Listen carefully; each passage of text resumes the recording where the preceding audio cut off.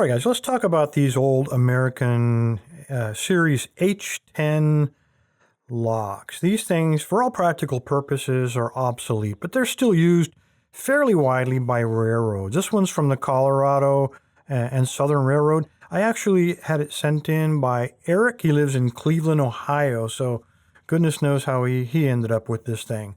But anyway, a lot of you guys are able to get these. They're pretty cheap on eBay, and you want to know if they're okay to secure your bikes and your stuff. And let's talk about them. They are wafer locks. The reason the railroads use them is because they lock up track switches with them for years on end with no maintenance. It's out there in the weather, getting wet and rained on, dusty, dirty, greasy, kind of like this one. My hands are filthy just from handling it. And that's because wafer locks are very tolerant of that type of environment.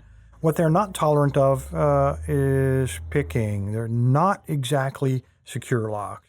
And let me prove it to you. It has a weird-looking W-shaped keyway, and I don't have a key for this, but the bitting is different on both sides of this lock. So you have to pick both sides of it. Let me show you how I normally do it, and I sure hope it works now that I've done all this flapping of my lips. I'm going to take two tensioners, and the first one I'm just going to place right here, the top of the keyway.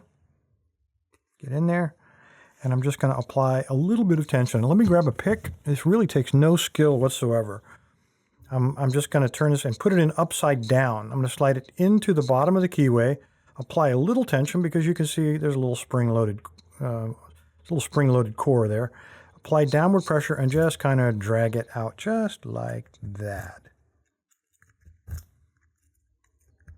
Do this a few times and then grab your other tension wrench. Again, applying tension in the same direction. Take out your first one and roll them over. And do the same thing on the other side to get the other wafers. I got a fault set out of it, so we're starting to get there. So rake 2 or 3 times. If that doesn't work, do the little switcheroo thing again. Put the other tensioner in. Get rid of that other one. Get your pick and then rake the other side. A lot of times you have to alternate back and forth, but it won't be long before you get it open. Man, this thing hasn't been opened in goodness knows how long. Anyway, that is how easy it is. Please do not use these to lock up anything valuable. You will lose it. Someone will come along and know exactly how to get through these antiques. They're not worth it. Anyway, guys, appreciate your time. Stay safe. Stay legal. LockLab.